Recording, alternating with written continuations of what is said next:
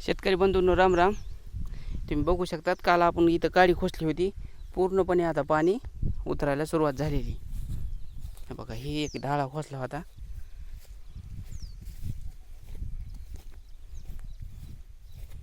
हे बघा, ही एक खोचली होती इथं, इथून तितकं गेलंय. आणि काल जे आपण बघत होतो का हे वळण, ह्या वळणा पूर्णपणे पाणी होतं आणि पूर्ण ह्या इथं जरसं थोडंफार काहीतरी टेकड राहिलं होतं.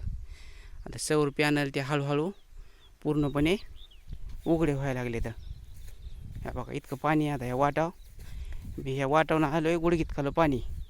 संध्याकाळ पोचतो आता पूर्णपणे ही वाट बी रिकामी होण्याची शक्यता आहे. हे बघा, पूर्ण हळूहळू हळूहळू उघडं पडायला, पण सोयाबीन सगळं काळं झरपड आहे पाण्यामध्ये. तरी पण अजून बी बरं का दोय थड्या पाणी, म्हणजे आतमध्ये पोटामध्ये, वड्याच्या पोटामध्ये पाणी अजून कमी नाही झालेलं. पण ती आता वाढते, जी वाढती त्याची आवक होती का ती घटून एकदम कमी झालेलं आहे. हे बघा, हे बघू शकतात, हे आपलं वळण आहे आणि वळणाबरोबर पाणी आहे अजून. ह्या कडीला आणि त्या कडीला अजून तिकडे जमीन लावण्यात आहे, तर तिकडे अजून सध्या पाणी. पण हळूहळू आता धोका टाळण्याच्या मार्गावर आहे. शेतकरी बंधूंनो धन्यवाद. राम राम.